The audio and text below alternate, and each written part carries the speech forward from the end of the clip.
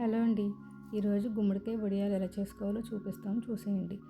ఇలా ముదిరిన గుమ్మడికాయ తీసుకుని పైన బూడిద ఉంటుందండి, ఆ బూడిద పోయేలాగా బాగా కడుక్కోవాలి. అలా కడిగిన తర్వాత గుమ్మడికాయ తడి లేకుండా ఆరనివ్వాలి. తర్వాత చూపిస్తున్న విధంగా సన్నగా కట్ చేసుకోవాలి. మనకి ఇవి ఎంత సన్నగా వీలైతే అంత సన్నగా కట్ చేసుకోండి, వడియాలు బాగా వస్తాయి. తర్వాత ఈ గుమ్మడికాయ ముక్కలన్నీ ఒక కాటన్ క్లాత్లో వేసుకొని ఉప్పు వేసి బాగా కలపాలి. ఈ ఉప్పు వేయడం వల్ల దీనిలో ఉన్న వాటర్ అంతా బాగా బయటకు వచ్చేస్తుంది. ఆ తర్వాత దీన్ని మూట కట్టి దీని మీద ఏదైనా వెయిట్ పెట్టి నైట్ అంతా పక్కన పెట్టి ఉంచాలి. ఈ మూట పక్కన పెట్టిన తర్వాత ఇప్పుడే మనం మినపప్పు కూడా నానబెట్టుకోవాలండి. ఈ మినపప్పు అయితే ఈ ముక్కలు కొలుసుకుని ముందే 6 గ్లాసుల ముక్కలకి 1 గ్లాసు మినపప్పు చొప్పున నానబెట్టుకోవాలి. ఇలా తొక్క మినపప్పు అయితే వడియాలు బాగా గుల్లగా వస్తాయి. నెక్స్ట్ డే మార్నింగ్ మనకి పప్పును బాగా కడుక్కొని ఇలా గ్రైండర్లో కానీ రోల్లో కానీ వేసుకొని గారెల పిండిలాగా గట్టిగా అలాగే మెత్తగా రుబ్బుకోవాలి. ఇప్పుడు ఒక మిక్సీ జార్ తీసుకొని దీనిలో పండు మిరపకాయలు అలాగే ఇలా కల్లుప్పు వేసుకొని దీనిలోనే అల్లం కూడా వేసుకుని పేస్ట్ చేసుకోవచ్చండి. మా అమ్మగారు అయితే ముక్కలుగా బాగుంటాయని ముక్కలుగా వేశారు. అదే వాటర్ అంతా పోయిన గుమ్మడికాయ ముక్కలు ఉదయానికి ఇలా ఉంటాయండి. తర్వాత మనం రుబ్బి పెట్టుకున్న ఈ మినప్పిండిని ఇందులోకి వేసుకోవాలి.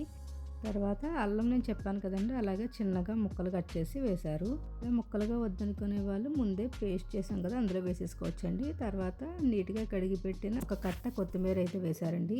కొత్తిమీర వేయడం వల్ల వడియాలు టేస్ట్ చాలా బాగుంటాయండి. తర్వాత చిటికెడు పసుపు, 1 స్పూన్ జీలకర్ర, ముందుగానే పేస్ట్ చేసుకుని మిర్చి పేస్ట్ వేసుకుని పిండి అంతటిని బాగా కలుపుకోవాలి. కలిపిన ఈ పిండిని వడియాలుగా పట్టుకోవాలి. ఆ తర్వాత చూపిస్తున్న విధంగా ఒక కవర్ పైన ఇలాగ వడియాల్లాగా పెట్టుకోవాలి. చూపిస్తున్నాను కదండి, ఎలా పెడుతున్నారో అలా పట్టాలి. వడియాన్ని మరీ గట్టిగా నొక్కేయకూడదండి. ఇలా బాల్లా చేసుకుని పైన తేల్చి పెట్టాలి. వడియాలు మొత్తం పట్టడం అయితే అయిపోయిందండి. వడియాలు మనం ఎండగా ఉన్నప్పుడు పట్టుకుంటే తొందరగా బాగా ఆరుతాయి. ఈవినింగ్ అయ్యేటప్పటికి ఈ విధంగా ఎండినియండి. ఇటువంటి మరెన్నో వీడియోస్ కోసం మన ఛానల్ని సబ్స్క్రైబ్ చేసుకోండి. అలాగే ఈ వీడియోని లైక్ చేయండి. మీరు లైక్ చేయడం వల్ల ఈ ఛానల్ ఇంకొంతమందికి రికమెండ్ అవుతుంది.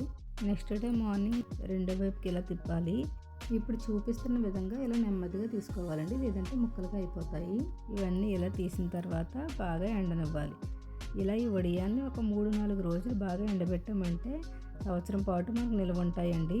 ఇది పప్పుచారు, చారు, సాంబారు వీటన్నిటికీ చాలా బాగుంటుంది కాంబినేషన్. ఈ వడియాన్ని మీరు కూడా ఒకసారి ట్రై చేసి మీకు ఎలా వచ్చింది అనేది కామెంట్స్లో తెలియచేయండి. టేస్ట్ అయితే చాలా బాగుంటాయండి. వీటిని వేయించి కూడా చూపిస్తానండి. నేనైతే తక్కువ ఆయిల్లో వేయించాను, అయినా కూడా చాలా బాగా పొంగుతున్నాయి చూడండి. ఎక్కువ ఆయిల్ అయితే ఇంకా బాగా వస్తాయి. Thanks for watching.